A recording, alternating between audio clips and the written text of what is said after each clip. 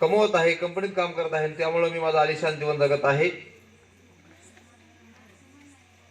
ज्या मुलांना जाणीव आहे की आम्हाला जे हक्क अधिकार मिळाले आहेत, आम्हाला जे जीवन मिळाले आहे, आम्ही जे आनंदात जीवन जगत आहोत, हे जीवन बाबासाहेब आंबेडकरांनी दिलेल्या हक्क अधिकारामुळे मिळत आहे, बाबासाहेबांच्या त्याग आणि समर्पणामुळे मिळत आहे.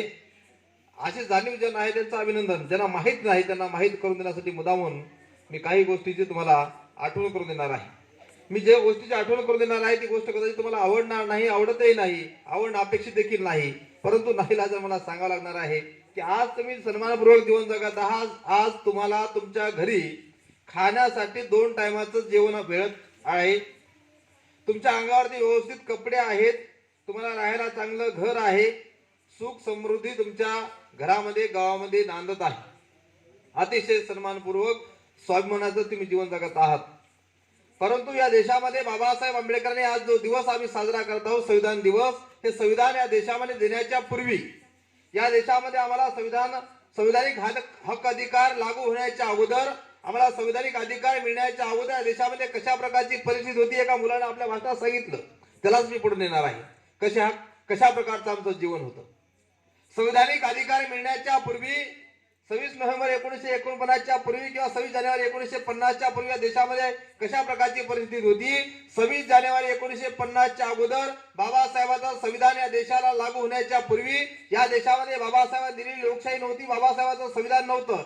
या देशामध्ये मनुस्मृतीचं राज होतं, पेशवाईचं राज होतं. त्या मनुस्मृतीच्या पेशवाईच्या राजामध्ये आम्हा लोकांचं कशा प्रकारचं जीवन होतं याची जाणीव तुम्हाला करून देण्यासाठी मुद्दामून तुम्हाला त्या गोष्टीची आठवण करून देणार आहे. 26 जानेवारी 1950च्या अगोदर देशामध्ये संविधान लागू नसताना पेशवाईच्या राजामध्ये, मनुच्या राजामध्ये आमच्या लोकांची कशी अवस्था होती. आता इकडे या गावामध्ये काय आडनाव तुमचे, काय आडनाव काय तुमचे? इंगोले, अजून काय आहेत? कांबळे, इंगोले, कांबळे, अजून जमदाडे, हटकर, जमदाडे. बस झाले. इंगोले, कांबळे, हटकर, जमदाडे हे आज जसे लोक आहात तुम्ही तसे देखील या देशात संविधान लागू होण्याच्या पूर्वी या गावात असाल. हे गाव 50 वर्षापूर्वीपासून या देशामध्ये, 50, 60, 70 वर्षापूर्वीपासून या देशामध्ये असावं असेल. मला तुमच्या गावचा इतिहास माहित नाही. तुमच्या गावाच्या बाजूला कुठेतरी नदी, एखादा ओढा नाला असेल, आहे की नाही? एखादी नदी आहे गावाच्या बाजूला, ओढा नाला, नदी नाला आहे, जंगल आहे, काहीतरी असेल ना. त्या नदीवरती, ओढ्यावरती हे संविधान देण्याच्या अगोदर पेशवाईच्या, मनुच्या राजामध्ये काय व्हायचं? पेशवाईच्या काळामध्ये, मनुच्या काळामध्ये या देशामध्ये त्या जंगलावरती, त्या नदीवरती, आकाशाच्या उंच ठिकाणी अशी एक घार फिरायची. घार माहिती तुम्हाला? घार एक पक्षी असतो, तो उंच आकाशामध्ये असा घरट्या घालायचा, फिरायचा फिरायचा फिरायचा, अचानक थांबायचा. घार नावाचा पक्षी अचानक जेव्हा थांबायचा, जसा एक पक्षी आकाशामध्ये स्थिर व्हायचा, थांबायचा, तसं या पेढी गावातले, त्या काळातले, पेशवाईच्या काळातले आमचे कांबळे, इंगोले, जमदाडे, हटकर जे काय आडनावाचे माणसं असतील ते काय करायचे? त्या आकाशात उंच ठिकाणी स्थिर थांबलेल्या घारीकडे पाहून त्या घारीच्या दिशेने जोरात पळ सुटायचे, पळायचे. आमच्या हटकर, कांबळे, इंगोले जसे पळायचे तसंच त्यांच्या बाजूला एक कुत्र देखील पळायचे. हटकर, जमदाडे का पळायचे? पेशवाईच्या काळातले आमचे लोक हुशार होते, त्यांना निसर्गाचा अभ्यास होता. आमच्या लोकांना माहित होतं, काय माहित होतं की आकाशामध्ये उंच ठिकाणी घार थांबली म्हणजे काय झालं? त्या घारीच्या खाली कुठतरी काय पडलेलं आहे? काय पडलेलं आहे? ते खाण्यासाठी, ते आपल्या लेकराला आणण्यासाठी आमचे लोक त्या घारीकडे पाहून पळ सुटायचे. जसं आमचे लोक पळायचे तसंच कुत्र्याला त्या ठिकाणचा त्याचा वास यायचा आणि म्हणून कुत्र त्या वासाच्या दिशेने पळायचं. एका बाजूला कुत्र पळायचं, दुसऱ्या बाजूला आमचे इंगोले, कांबळे, हटकर, जमदाडे पळायचे. कुत्र्याच्या पळण्याचा उद्देश, हटकरच्या, जमदाडेच्या, इंगोलेच्या, कांबळेच्या पळण्याचा उद्देश एकच होता. काय होता? त्या ठिकाणचं जाऊन खाणं. कुत्र आणि आमचे माणसं एकाच कामासाठी पळायचे, एकाच उद्देशासाठी पळायचे. ज्यावेळेस त्या ठिकाणी दोघंही पळत जायचे, त्या ठिकाणी पोहोचायचे. पोहोचल्यानंतर कुत्र एका बाजूला तोडायचं आणि आमचे माणसं एका बाजूला तोडायचं. आता कुत्र हे हिंसक प्राणी होतं. आमचे माणसं, आम्ही जरी त्या पूर्वीच्या काळचे बौद्ध महार जरी असलो, आम्ही जरी खालच्या जातीचे असलो तरी देखील आम्ही माणसं होतो आणि कुत्र हिंसक प्राणी होतं. कुत्र जास्त त्या ठिकाणी खायचं, आमच्या हिश्श्याला कमी यायचं. आमच्या घरी 8-10 लेकरं असायचे आणि 8-10 लेकराचं पोट भरण्यासाठी आम्हाला जास्त मिळालं पाहिजे म्हणून आम्ही काय करायचो? कुत्र्यासोबत भांडायचो, कुत्र्याला हाड म्हणून त्याला हाणायचो, हकलायचो, त्यावेळेस ते कुत्रा आम्हाला घाबरत नसायचं, उलट आमच्या अंगावर धावून यायचं, आम्हाला भुकायचं. लक्षात घ्या, पेशवाईच्या काळामध्ये आम्हाला कुत्र्याने देखील किंमत दिलेली नाही.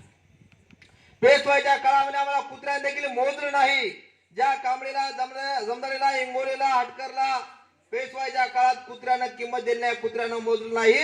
आज तेच कांबळे, हटकर, इंगोले, जमदाडे कलेक्टर झालेत, तहसीलदार झालेत, प्राध्यापक झालेत, डॉक्टर झालेत, इंजिनियर झालेत, मिलिटरीमॅन झालेत, वेगवेगळ्या पदावर जाऊन बसले आहेत. आणि ज्या लोकांनी पेशवाईच्या काळामध्ये आमच्या गळ्यात मडकं बांधलं होतं, पाठीला झडू लावला होता, नेसाय लंगोटी दिली होती, खायला मेल्या जनावरचं मांस दिलं होतं, आज ते देशपांडे कुलकर्णीच्या अवलाद जीवन नाही. लक्षात घ्या, देशपांडे कुलकर्णी हे जीवन नाहीत, पण त्यांच्या आज पिलावर जिवंत आहेत. ते काय करतात, आज आमचा जो कलेक्टर बनलेला इंगोले आहे, हटकर आहे, जमदाडे आहे, कांबळे आहे, जो आमचा कलेक्टर तहसीलदार बनला आहे, त्याच्या ऑफिसच्या समोर जातात कुलकर्णी देशपांडे, कमरातून वागतात आणि वाकून म्हणतात, साहेब नमस्कार, जय भीम, मी आत येऊ का म्हणून विचारतात. ज्या लोकांनी आमच्या गळ्यात मडकं बांधलं होतं तेच हात आज आमच्या समोर नतमस्तक होतात, आमच्या समोर झुकतात. लक्षात घ्या, हे जे बदल झाला आहे, जे परिवर्तन झालं आहे, बाबासाहेब आंबेडकरांनी आम्हाला जे संविधानिक हक्क अधिकार दिले त्याचा हा परिणाम आहे. बाबासाहेबांनी आम्हाला संविधानाने जे अधिकार दिले त्या अधिकारामुळे आज आम्ही स्वाभिमानाचं जीवन जगत आहोत. त्या अधिकारामुळे आज आम्ही माणूस म्हणून जीवन जगत आहोत. नाही तर आमची अवस्था तुम्हाला सांगल्या कशा प्रकारची होती. आज याची आम्हाला जाणीव असली पाहिजे. जसं आम्ही मोठं होत आहोत, जसं आम्ही आमचं घर 1 मजली 2 मजली बांधत आहोत, जसं आमच्या अंगावरती चांगल्या चांगल्या प्रकारचे कपडे येत आहेत, आमच्या महिलांच्या अंगावरती चांगल्या चांगल्या प्रकारचे आभूषण अलंकार येत आहेत, चांगल्या प्रकारच्या साड्या नेसत आहेत, तसं आम्हाला ते जाणीव असली पाहिजे की आम्ही असं हे जीवन आमचं पूर्वीपासून नाही, त्यापूर्वी आमचं जीवन असं नव्हतं. याची आम्हाला जाणीव असली पाहिजे, आठवण असली पाहिजे. आम्ही आमची ही गोष्टी आमच्या पुढच्या पिढीला देखील सांगल्या पाहिजेत की बाबा रे, जास्त आलं म्हणून आम्हाला जास्त हक्काधिकार मिळाल्यामुळे आम्ही काय करायचं नाही, जास्त आम्ही फोपावून जायचं नाही. आमचा मागचा इतिहास आम्ही आठवण स्मरणात ठेवायचा आहे. हे संविधानिक हक्काधिकार ज्या आम्हाला मिळाले आहेत हे सहजासहजी मिळाले नाही. लक्षात घ्या, याच्या पाठीमागे बाबासाहेब आंबेडकरांचा खूप त्याग आहे, समर्पण आहे, कष्ट आहेत. त्यागातून, कष्टातून, मेहनतीतून बाबासाहेबांनी आम्हाला हक्काधिकार दिले आहेत. हे हक्काधिकार हे चांगलं सुखाचं जीवन देण्यासाठी बाबासाहेबांनी आपल्या 4 लेकराचं बलिदान दिलं आहे. बाबासाहेबांचा राजरत्न गंगाधर, बाबासाहेबांची इंदू, रमेश हे 4 लेकर बाबासाहेबांना मातीत काढले आहेत. बाबासाहेबांच्या 4 लेकराचा मृत्यू झालेला आहे. बाबासाहेबांची पत्नी जीवनसाथी माता रमाईचं बलिदान यासाठी आहे. 4 लेकर आणि 1 पत्नी, एवढ्या लोकांच्या बलिदानावर आमचा हक्काधिकार उभे आहेत. हे सहजासहजी फुकट आम्हाला अधिकार मिळाले आहेत. काय बाबासाहेबांना कष्ट सहन केले आहेत, किती त्याग सहन केला आहे, किती त्यागातून, कष्टातून आम्हाला हे हक्काधिकार मिळाले, याची जाणीव आम्हाला असावी म्हणून बाबासाहेबांच्या जीवनातला तुम्हाला एक प्रसंग सांगतो. बाबासाहेबांच्या जीवनातला प्रसंग तुम्ही अनेक वेळा तो जयंतीच्या कार्यक्रमातून, अनेक गायनाच्या कार्यक्रमातून तुम्ही ऐकला असेल, तरी देखील तुम्हाला मुद्दामून तो प्रसंग सांगणार आहे. तो प्रसंग असा आहे, बाबासाहेब एका कार्यक्रमासाठी जाण्यासाठी निघले होते. एका सभेच्या सत्याग्रहाच्या कार्यक्रमाला बाबासाहेब जाण्यासाठी निघले. बाबासाहेबांनी टाय, सूट, कोट बूट संपूर्ण तयार करून बाबासाहेब घराच्या बाहेर निघतात. त्यावेळेस घरामध्ये बाबासाहेबांचा मुलगा आजारी असलेला, जो गंगाधर नावाचा मुलगा आहे, तो आजारी आहे. त्या आजारी मुलाला बाबासाहेब असं हातावर, रमाई अशी हातावरती घेते आणि दरवाजाने बाबासाहेबांच्या समोर उभी राहून बाबासाहेबांना म्हणते की साहेब, तुम्ही काय करा, आजच्या दिवस तुमचा सभेचा सत्याग्रहाचा कार्यक्रम रद्द करा आणि आजच्या दिवस तुम्ही माझ्यासोबत या गंगाधरला घेऊन दवाखान्यात चला. बाबासाहेब रमाईचे ते शब्द ऐकून बाबासाहेबांच्या डोळ्यामध्ये पाणी येतं. डोळ्यातलं पाणी बाबासाहेब डोळ्यात अडवतात. रमाईला म्हणतात, रामू, गंगाधर आजारी आहे मला माहित आहे, गंगाधर आजारी आहे मला माहित आहे. गंगाधरात जो रोग झाला आहे, जी बिमारी झाली आहे, त्या बिमारीवरती इलाज करणाऱ्या देशामध्ये एक नाही, शेकडो डॉक्टर आहेत. कोणताही एखादा डॉक्टर बाबा त्या गंगाधरच्या बिमारीवरती इलाज करून त्याला बरा करू शकतो. परंतु माझ्या समाजाला जो रोग झाला आहे, माझ्या समाजाला जी बिमारी झाली आहे, त्या बिमारीवरती इलाज करणारा, त्या रोगावरती इलाज करणारा या देशातलाच नाही तर या जगातला मी एकमेव डॉक्टर आहे. मला घरी थांबता येणार नाही. बाबासाहेबांचं हे बोलणं ऐकून रमाई कुठलाही किंतु परंतु करत नाही. बाबासाहेबांचं हे बोलणं ऐकून रमाई गुपचूप घरामध्ये निघून जाते. बाबासाहेब सभेला जातात. बाबासाहेब सभेला गेल्यानंतर बाबासाहेब तिकडे सभेमध्ये लोकांसमोर भाषण करतात. शिका, संघटित व्हा, संघर्ष करा, जागृतीचा अग्नी अखंड तेवत ठेवा, स्वाभिमानाने जगा, माणूस म्हणून जीवन जगायला शिका, अशा प्रकारचा संदेश बाबासाहेब भाषणामध्ये लोकांना देत असताना, हजारो पब्लिक मध्ये बाबासाहेब भाषण देत असताना एक वयस्कर कार्यकर्ता मोठी हिंमत करून बाबासाहेबांच्या स्टेजवरती येतो आणि बाबासाहेबांच्या कानामध्ये हळू जाऊन सांगतो, बाबासाहेब, सकाळी जो तुमचा गंगाधर नावाचा मुलगा घरी आजारी होता, तो गंगाधर मेला साहेब तुमचा गंगाधर तुम्हाला सोडून गेला साहेब, अशा प्रकारची बातमी बाबासाहेबांना स्टेजवरती सभेच्या कार्यक्रमामध्ये सांगण्यात येते. ती बातमी ऐकल्यानंतर बाबासाहेबांचं जो हृदय आहे हे भरून येतं. बाबासाहेबांच्या काळजाचं पाणी पाणी होतं. बाबासाहेब थंडगार खाली खुर्चीवर बसतात. डोळ्यातून पाणी बाबासाहेब येतं. बाबासाहेब समोर पाहतात, हजारो लोक बसलेले आहेत, सभा चालू आहे. बाबासाहेब स्वतःची समजूत काढतात. बाबासाहेब म्हणतात, एकटा गंगाधर मेला म्हणून काय झालं? उद्या मला लाखो गंगाधर जिवंत करायचे आहेत, लाखो लोकांना हक अधिकार द्यायचे आहेत. एखादा माझा मुलगा मेला म्हणून मला असा नर्वस होऊन चालणार नाही म्हणून बाबासाहेब स्वतःची समजूत काढून पुन्हा त्या सभेमध्ये उभं राहतात. बाबा स्वतःच्या मुलाच्या मृत्यूची बातमी ऐकल्यानंतर आमचा बाप आमचं कल्याण करण्यासाठी त्या मंचावरती पुन्हा उभा राहतो. आणि बाबासाहेब पुन्हा त्या ठिकाणी लोकांना सांगतात, येणाऱ्या काळामध्ये मला तुम्हाला हक अधिकार द्यायचे आहे, त्या हक अधिकार देण्यासाठी तुम्हाला माझ्यासोबत उभं राहायचं आहे. बाबासाहेब पुन्हा त्या लोकांना त्या ठिकाणी भाषणातून मार्गदर्शन करतात. सभा संपल्यानंतर बाबासाहेब कार्यकर्त्याला म्हणतात, मला घराकडे घेऊन चला. कार्यकर्ते बाबासाहेबांना गाडीत बसवतात. ती गाडी घराच्या दिशेने निघते. जशी गाडी घराच्या दिशेने निघते तसे बाबासाहेबांच्या डोक्यामध्ये विचाराचं काहूर चालू होतं. बाबासाहेब विचार करतात, मी एवढा मोठा शिकलेला आहे, मी MA PhD MSc DSc LLD DLED barrister ऍक्टला एवढा मोठ्या पदे असून शिकला विद्वान आहे. मी एवढा मोठा विद्वान असून मला माझ्या मुलाच्या मृत्यूची बातमी सहन होत नाही. माझी रामू घरी एकटी आहे, अडाणी आहे, तिच्या मांडीवरती त्या गंगाधरनं प्राण सोडला असेल. माझ्या रामूची काय अवस्था झाली असेल, माझ्या रामू कशी ते दुःख सहन करत असेल. बाबासाहेब असं आठवण करू ओक्सा रडत असतात. या आठवणीमध्ये अशा अवस्थेमध्ये गाडी घराच्या समोर येते. घराच्या समोर असे तुमच्या आमच्यासारखे माणसं थांबलेले असतात. बाबासाहेबांची वाट पाहत लोक थांबलेले असतात. हे सर्व माणसं उठून उभं राहतात आणि बाबासाहेबांकडे पाहून सर्व उठून उभं राहून लोक रडायला लागतात. बाबासाहेब घरामध्ये ती गर्दी सवारून घरामध्ये जातात आणि घरामध्ये जाऊन त्या चिमुकल्या गंगाधरचा जो चेहरा आहे तो निहाळून पाहतात. त्या गंगाधरला म्हणतात, गंगाधर अरे मला माफ कर, गंगाधर मला माफ कर.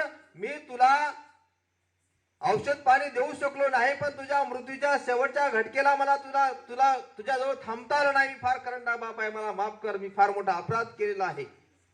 बाबासाहेब तिथं असे गंगाधरला आठवण करू रडत असतात. कार्यकर्ते बाबासाहेबांना तिथून बाजूला नेतात, त्यांना समजावून सांगतात, बाबासाहेब जर तुम्ही असे रडत बसलात तर आमचं काय होणार आहे, आमचं कल्याण कोण करणार आहे, आमचा उद्धार कोण करणार आहे. बाबासाहेब असं रडायचं नाही, असा धीर सोडायचं नाही. कार्यकर्त्यांना समजावून सांगल्यानंतर बाबासाहेब खाली जाऊन बसतात. थोड्या वेळानंतर पुन्हा एक कार्यकर्ता बाबासाहेबांच्या कानावर येऊन फुटफुटतो. बाबासाहेबांना म्हणतो, साहेब सकाळी तुम्ही गेलात तेव्हापासून अंत्यविधी थांबलेला आहे.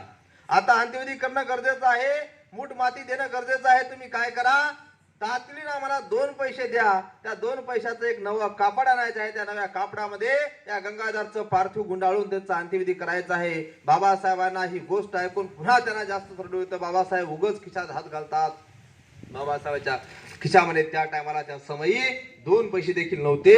बाबासाहेबांची अवस्था दुर्नच रमाईनं पाहिली आणि रमाई घरामध्ये गेल्या आणि घरामध्ये जाऊन पेटीमध्ये एक फाटकी साडी काढली, जी अगोदर 4-5 ठिकाणी फाटलेली होती. अशा फाटक्या साडीतला एक पदरातला कपडा रमाईनं फाडला आणि बाबासाहेबांच्या हातावरती दिला. त्या फाटक्या साडीच्या कपड्यामध्ये बाबासाहेबांनी तो गंगाधरचा पार्थिव तो मृत्यूदेह गुंडाळला आणि पडत्या पावसामध्ये रमाई बाबासाहेबांनी कार्यकर्ते गंगाधरचा अंत्यविधी करून येतात. बाबासाहेबांच्या गंगाधरला जिवंत असताना औषध पाणी भेटलं नाही. लक्षात घ्या, बाबासाहेबांच्या गंगाधरला जिवंत असताना औषध पाणी भेटलं नाही, पण तो मेल्याच्या नंतर त्याला नवा कपडा देखील भेटला नाही. हा त्याग, हे कष्ट, हे परिश्रम बाबासाहेबांनी, बाबासाहेबांच्या लेकरांनी, बाबासाहेबांच्या रमाईनं हे आम्हाला हक अधिकार देण्यासाठी सहन केला आहे. बाबासाहेबांनी स्वतःच्या लेकराला उघडं मागणं मातीत का काढलं? कारण बाबासाहेबांना तुमच्या आमच्या गंगाधरला, तुमच्या आमच्या लेकराला सुटापुटामध्ये आणायचं होतं, तुमच्या आमच्या लेकराला हक अधिकार द्यायचे होते. म्हणून बाबासाहेबांनी स्वतःचे लेकरं उघडे नागडे मातीमध्ये नेऊन काढलेले आहेत. हे एवढं त्याग, एवढा कष्ट, मेहनतीतून हे हक अधिकार, हे संविधान उभं राहिलं आहे. सहजासहजी आलेलं नाही. आज आम्ही सहज उत्साहामध्ये हा दिवस साजरा करत आहोत. इतक्या सहज, लक्षात घ्या, इतक्या सहज हा अधिकार मिळाले नाहीत. फार मोठा संघर्ष करावा लागला आहे, फार मोठी मेहनत करावी लागली आहे. इथल्या प्रस्तावित ब्राह्मणी व्यवस्थेच्या विरोधामध्ये बाबासाहेब एकटे होते. हजारो ब्राह्मणी व्यवस्थेमधले लोक एका बाजूला होते आणि बाबासाहेब एकटेच एका बाजूला होते. एकट्या बाबासाहेबांनी या देशातल्या पीडित शोषित लोकांना हक अधिकार मिळवून दिले आहेत. केवळ बौद्ध लोकांना हक अधिकार दिलेले नाहीत. लक्षात घ्या, बाबासाहेबांच्या पुतळ्याजवळ हा उत्सव साजरा होत आहे, आनंदाची गोष्ट आहे. परंतु एकट्या बौद्ध लोकांना बाबासाहेबांनी या संविधानात अधिकार दिले नाहीत. हे संविधान या देशाला केवळ माणसाचं कल्याण करण्यासाठी नाही, लक्षात घ्या, हे या देशाचं संविधान केवळ माणसाचं कल्याण करीत नाही, या देशातल्या प्राण्याचं देखील कल्याण करतो. तुम्हाला माहित असेल सलमान खानला शिक्षा झालेली आहे. सलमान खान कोर्टाच्या पायऱ्या रेगत आहे. कशामुळे रेगत आहे? त्यानं काळविटाची शिकार केली. हे देशाचं संविधान प्राण्याचं देखील संरक्षण करतं.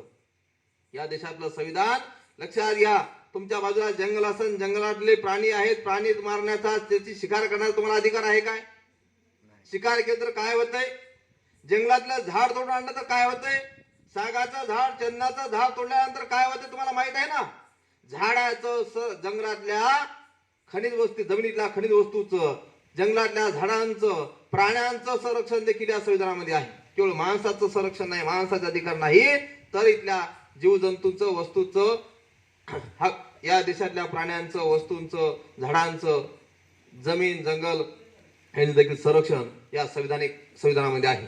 बोलता बोलता एक बाबुरावजी खिलारेने सांगितलं होतं मराठ्यांच्या हक्काधिकाराच्या संदर्भात. लक्षात घ्या, लोकांचा संभ्रम आहे, लोकांना माहित नाही, गैरसमज आहे.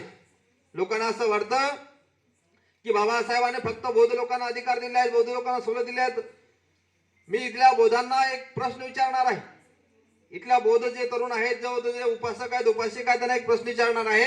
मला बाबासाहेबांना संविधानामध्ये दिलेला एक कलम, एक अधिकार सांगा जो फक्त बौद्धांना दिला आहे, इतर कोणाला दिला नाही. एक कलम, एक अधिकार सांगा. या संविधानामध्ये एकही कलम किंवा एकही अधिकार बाबासाहेबांना स्पेशल बौद्धांना दिलेला नाही. इथल्या मराठ्यांसाठी, इथल्या तेल्यासाठी, धनगरासाठी, हटकरासाठी, बनगरासाठी, मुसलमानासाठी, शिखासाठी जे हक्काधिकार आहेत तेच हक्काधिकार इथल्या बौद्धासाठी आहेत. वेगळा आणि स्पेशल अधिकार कुठलाही बौद्धांना बाबासाहेबांनी दिलेला नाही. जे आरक्षण आहे महाराष्ट्रातल्या 59 जातींना आरक्षण आहे. एसीचं आरक्षण तुम्हाला मिळतं, बौद्धांना, इथल्या मातंगांना आहे, चमारांना आहे, ढोराला आहे, भंग्याला आहे. 59 जातीला आरक्षण आहे. लक्षात घ्या, बौद्धांना स्पेशल आरक्षण नाही, बौद्धाला स्पेशल कोणती सवलत नाही, कुठला अधिकार स्पेशल नाही.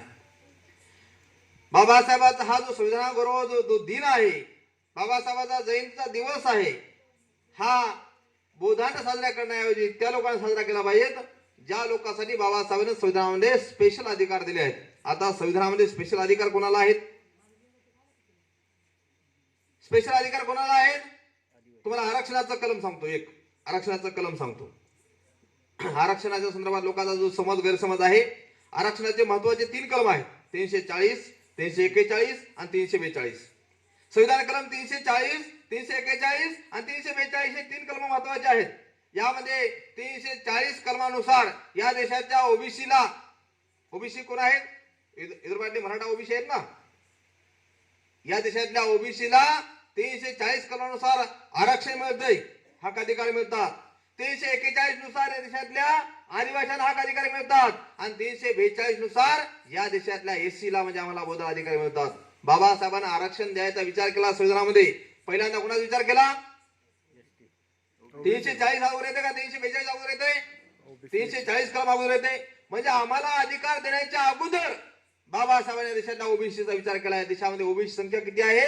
एकूण लोकसंख्येच्या 52% ओबीसी लोक या देशात राहतात. म्हणजे या देशातल्या बहुसंख्य लोकांचं 52% लोकांचं कल्याण करण्याचा विचार बाबासाहेबांनी सर्वप्रथम केला, नंतर आपल्या समाजाचा विचार केला आहे. या देशातला स्पेशल अधिकार कोणाला दिला बाबासाहेबांना? संविधानाने 5वी आणि 6वी अनुसूची आहे. संविधानाने 5वी आणि 6वी अनुसूची आहे, ज्यामध्ये फक्त या देशातल्या आदिवासींना अधिकार आहेत, कोणाचा अधिकार नाही. आदिवासींना जे अधिकार आहेत ते या देशातल्या इतर कोणत्याही जाती समूहाच्या माणसाला अधिकार नाहीत. कोणता अधिकार आहे? आता संविधानातला तुम्हाला कलम सांगण्याऐवजी तुम्हाला समजेल अशा भाषेमध्ये सांगतो. आदिवासीची जमीन विकता येते काय? आदिवासी लोकांची जमीन विकता येत नाही, विकल्या जात नाही, तुम्हाला घेता येत नाही. आदिवासी जमीन विकल्या जाते. कोणाला विकल्या जाते? आदिवासींनाच आदिवासी जमीन खरेदी करायची. आदिवासी लोकांनीच आदिवासी लोकांची जमीन खरेदी करायची. इथल्या बौद्धांना, मातंगांना, चमारांना, मुसलमानांना, मराठ्यांना आदिवासीची जमीन खरेदी करण्याचा अधिकार नाही. लक्षात घ्या, हा स्पेशल अधिकार आहे संविधानामध्ये आदिवासी लोकांना. म्हणून इथल्या आदिवासी लोकांनी बाबासाहेबांचा जयंती उत्सव, बाबासाहेबांचा हा जो संविधान दिन आहे, हा मोठ्या उत्साहात आपल्या गलीमध्ये साजरा केला पाहिजे. लक्षात घ्या. आदिवासी लोकांना हा दिवस साजरा केला पाहिजे. दुसरा कोणा साजरा केला पाहिजे? या देशातल्या मुसलमान लोकांनी बाबासाहेबांचा हा संविधान दिन साजरा केला पाहिजे. कारण संविधानामध्ये मुसलमान लोकांना स्पेशल अधिकार आहेत. कोणता अधिकार आहे? स्पेशल अधिकार. आता तुम्हाला चर्चेचा मुद्दा माहित असेल, टीव्हीवर पाहत असाल, आता मोदी सरकार एक कायदा रद्द करणार आहे मुसलमानांच्या संदर्भातला. कोणता कायदा आहे? 3 तलाकचा कायदा आहे की नाही? 3 तलाकचा कायदा. तलाक तलाक तलाक म्हणून फरक घ्यायचा जो कायदा आहे तो कायदा आता मोदी सरकार रद्द करण्याची भाषा करत आहे. म्हणजे हा जो मुसलमान विवाहाचा जो कायदा आहे, मुसलमान धर्मातले जे नियम आणि जीवन जगण्यासंदर्भातले जे कायदे आहेत ते स्पेशल अधिकार बाबासाहेबांनी संविधानामध्ये मुस्लिम लोकांना दिले आहेत. ते अधिकार इतर कोणालाच नाहीत. म्हणून या देशातल्या मुसलमान लोकांनी बाबासाहेबांचा जो हा संविधानाचा दिवस असेल, बाबासाहेबांचा जयंती उत्सव असेल, आपल्या मस्जिदमध्ये आपल्या मोहल्ल्यामध्ये साजरा केला पाहिजे. लक्षात घ्या. बाबासाहेबांना इथल्या मुसलमान लोकांना डोक्यावर घेऊन नाचलं पाहिजे. डोक्यात घेऊनही नाचलं पाहिजे, डोक्यावर घेऊन देखील नाचलं पाहिजे. कारण मुसलमानांना जे अधिकार आहेत ते अधिकार दुसरं कोणालाच नाही. बाबासाहेबांनी मुसलमानांना अधिकार का दिलेत? बाबासाहेबांनी स्पेशल अधिकार मुसलमान लोकांना का दिलेत? मुसलमान लोकांवरती बाबासाहेबांनी असंख्य उपकार केलेत. का उपकार केलेत? खूप उपकार केलेत. कोणते उपकार केलेत ते तुम्हाला नंतर सांगेल. पण उपकार का केलेत, काय कारण आहे? मुसलमान लोकांना बाबासाहेबांनी विशेष अधिकार का दिलेत? संविधानाने त्यांना विशेष सवलती तरतुदी का दिल्यात? त्याचं काय कारण आहे? बाबूरावजी खिलारेंनी त्यांच्या भाषणामध्ये सांगितलं. बाबासाहेब संविधान सभेवरती गेलं. या देशातल्या काँग्रेसनं सांगितलं, या देशाचा काँग्रेसचा जो नेता आहे सरदार पटेलनं सांगितलं. काय सांगितलं? बाबासाहेब, तुम्हाला संविधान सभेचे दरवाजेच नाही तर खिडक्या, झरोके देखील, खिडक्या ज्या फट्ट्या आहेत त्या देखील आम्ही बंद केल्या आहेत. तुम्हाला संविधान सभेत आम्ही कतई येऊ देणार नाही. बाबासाहेबांना संविधान लिहिण्यासाठी जी संविधान सभा आहे त्या संविधान सभेमध्ये येऊ द्यायचंच नाही. कारण बाबासाहेब जर संविधान सभेत आले त्या देशातल्या संबंध लोकांचं कल्याण बाबासाहेब करतील. म्हणून बाबासाहेबांना संविधान सभेवरती येऊ द्यायचं नाही असा काँग्रेसनं निर्धार केला. लक्षात घ्या. आम्हाला असं वाटतंय आज काँग्रेस दगडापेक्षा वीट मऊ आहे. भाजप नको, जातीवादी भाजप नको, म्हणून काँग्रेस पाहिजे. खरं जातीवादी कोण आहे? बाबासाहेबांना संविधान सभेत येऊ द्यायचं नाही अशी भाषा करणारे जातीवादी कोण आहे? काँग्रेस आहे. ओळखलं पाहिजे तुम्ही. लक्षात घ्या. जर काँग्रेसनं बाबासाहेबांना संविधान सभेत येऊ दिलं नसतं तर मुसलमानांना अधिकार भेटले असते काय? भेटले नसते. लक्षात घ्या. बाबासाहेबांना देशातून कोणत्याही मतदारसंघातून बाबासाहेबांना निवडून येऊ द्यायचं नाही असा काँग्रेसने संकल्प केला. ही सर्व परिस्थिती लक्षात आल्यानंतर जे जोगीनाथ मंडल आहेत पश्चिम बंगालमध्ये, तिथं त्यांनी बोलवलं. तिथल्या मुसलमान लोकांनी बहुमतानं बाबासाहेबांना संविधान सभेवरती पाठवलं. पश्चिम बंगालच्या मुसलमानांनी बाबासाहेबांना संविधान सभेवरती बहुमतानं निवडून पाठवलं. मुसलमानांनी बाबासाहेबांना संविधान सभेवरती पाठवलं म्हणून इंदिरा गांधीनं काय केलं? काँग्रेसने काय केलं? काँग्रेसने काय केलं? ते 2 जिल्हे जे मुसलमान बहुल आहेत ते पाकिस्तानला जोडले आणि बाबासाहेब सदस्य पुन्हा रद्द केलं. एवढी बेईमानी आणि बदमाशी या देशातल्या काँग्रेसनं बाबासाहेबांच्या संदर्भात, तुमच्या आमच्या संदर्भात केली आहे. म्हणून बाबासाहेब म्हणतात काँग्रेस काय आहे? जळतं घर आहे. काय आहे? जळतं घर आहे. जळत्या घरामध्ये आगीमध्ये जर आम्ही उडी घेतली किंवा त्याच्यात गेलो तर काय होईल? जळून राख होती ना आम्ही. राजर्षी शाहू महाराज काँग्रेसला काय म्हणतात? हा लांडग्यांचा कळप आहे. लांडग्याच्या कळपामध्ये जर सिंह जरी गेला, टायगर जरी गेला तर ते लांडगे तोडून खातात. लक्षात घ्या. बाबासाहेब म्हणतात मी जीवन दासेपर्यंत त्या काँग्रेसचं मीठ देखील खाणार नाही. पुणे करार झाला, तुम्हाला माहित असं पुणे करार झाला. राजरत्नजी आंबेडकर साहेब आपल्या भाषणात सांगतात, फार गमतीशीर किस्सा सांगतात. काय सांगतात? पुणे करार झाला. पुणे करार झाल्याच्या नंतर बाबासाहेबांना जेवण्यासाठी काँग्रेसच्या लोकांना निमंत्रण दिलं. बाबासाहेबांना सांगितलं मी पोट भरून जेवून आलेला आहे. मी पोट भरून जेवून आलेला आहे. मला बिलकुल जेवण्याची इच्छा नाही. ती गाडी बाहेर गेल्यानंतर, तिथून बाहेर शहराच्या बाहेर गेल्यानंतर बाबासाहेब आपल्या असिस्टंटला सांगतात की आता कुठेतरी एखादा जेवणासाठी धाबा पहान गाडी उभी करा. तो बाबासाहेब असिस्टंट जो आहे बाबासाहेबांवर चिडतो. बाबासाहेबांना म्हणतो बाबासाहेब तिथं काँग्रेसच्या लोकांनी तुम्हाला पंचपक्वान्नाचं जेवण करून तुमच्यासमोर मांडलं होतं, तुम्ही तिथं नाकारलं, खाल्लं नाही. तर बाबासाहेब म्हणतात की मला रतू, बाबासाहेब जो असिस्टंट आहे रतूला बाबासाहेब म्हणतात, रतू मला काँग्रेसचं मीठ देखील खायचं नाही. लक्षात घ्या, आमचा बाप काँग्रेसचं मीठ देखील खायचं नाही अशी बोलतो ना, आम्ही काँग्रेसचं मटण खातो. लक्षात घ्या, बैमानी आहे बाबासाहेबांसोबत, बैमानी. लक्षात घ्या, मी जरा तुम्हाला मी सांगत होतो, हक्काधिकार या देशातल्या शीख लोकांनी बाबासाहेबांचा जो जयंती उत्सव आहे, हा संविधान दिवस आहे, आपल्या गुरुद्वाऱ्यात साजरा केला पाहिजे. शिखांनी बाबासाहेबांना मानलं पाहिजे, कारण शिखासाठी बाबासाहेबांना संविधानामध्ये विशेष अधिकार दिला आहे. कोणता विशेष अधिकार आहे शिखांना? लक्षात घ्या, आज आमच्याकडे जर शस्त्राचा परवाना नसेल, आम्ही जर तलवार घेऊन फिरलो आज, किंवा मी आज या स्टेजवर तलवार घेऊन झालो, तर पोलीस ही जर फोटो व्हायरल झाली, पोलीस माझ्यावर गुन्हा दाखल करतील, कारण ते शस्त्र बाळगायचा माझ्याकडे परवाना नाही, लायसन नाही. बिना लायसनची मी तलवार किंवा बंदूक वापरली तर मी काय होईन? मी देशद्रोही होईन आणि माझ्यावर देशद्रोहाचे गुन्हे दाखल होतील. पण या देशातल्या शिखांना खुलेआम तलवार बाळगण्याचा अधिकार दिला बाबासाहेबांनी, आपल्या धर्माचं संरक्षण करण्यासाठी.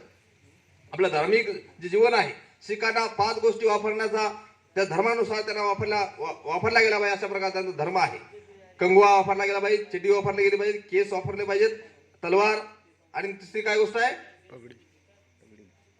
तलवार, पगडी. हा, पगडी. ह्या गोष्टी एवढ्या वापरण्याचा जो अधिकार आहे, धर्म आहे त्यांचा, संविधानाने बाबासाहेबांनी तरतूद केली. शिखांना खुलेआम तलवार बाळगण्याचा अधिकार दिला. शीख तलवार बाळगू शकतात, तुम्ही आम्ही बाळगू शकत नाहीत.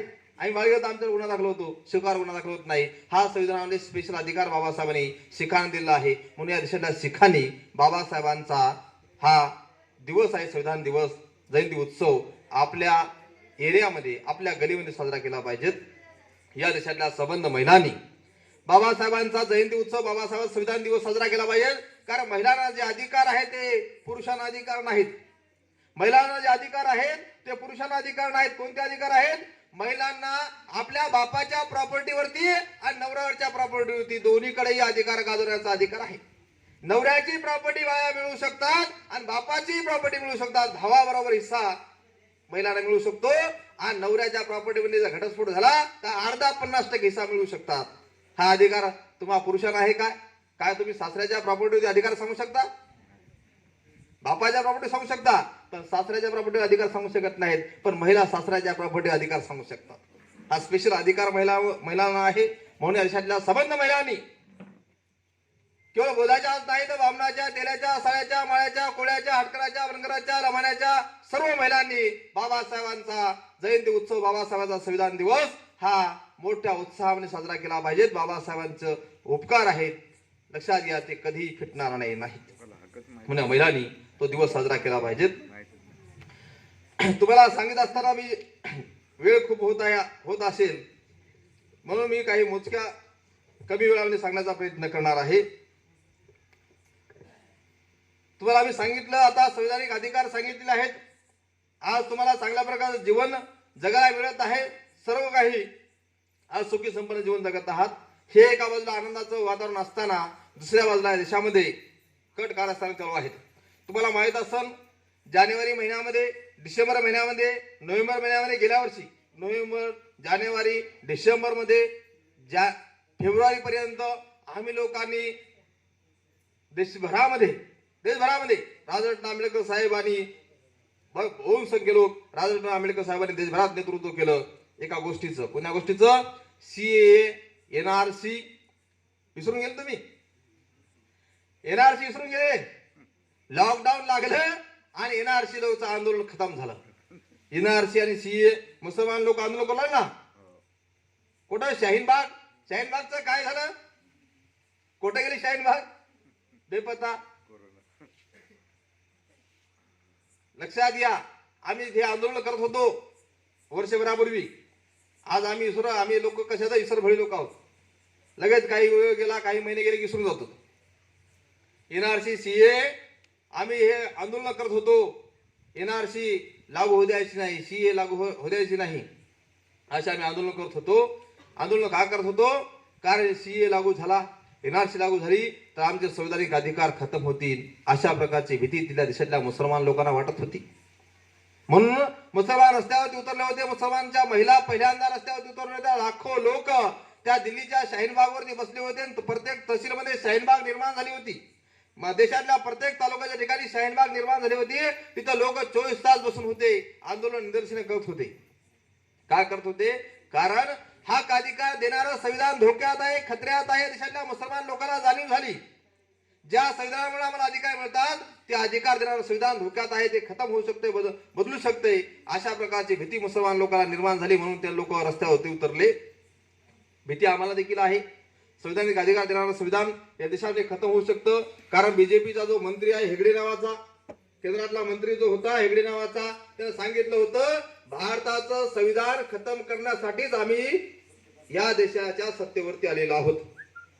बीजेपीचा अजेंडा आहे देशाचं संविधान खतम करणं. आरएसएसचा अजेंडा आहे देशाचं संविधान खतम करणं. भारताचं संविधान खतम करायचं आणि त्यांचं संविधान म्हणूनचं संविधान लागू करायचं, अशा प्रकारची प्लॅनिंग आहे. समर्थभारत.com नावाची एक वेबसाईट आहे. नवीन मोबाईलवरती सर्च करा समर्थभारत.com. ज्यांच्याकडे मोबाईल आहेत त्यांनी समर्थभारत.com हे गुगलवर जाऊन सर्च करा.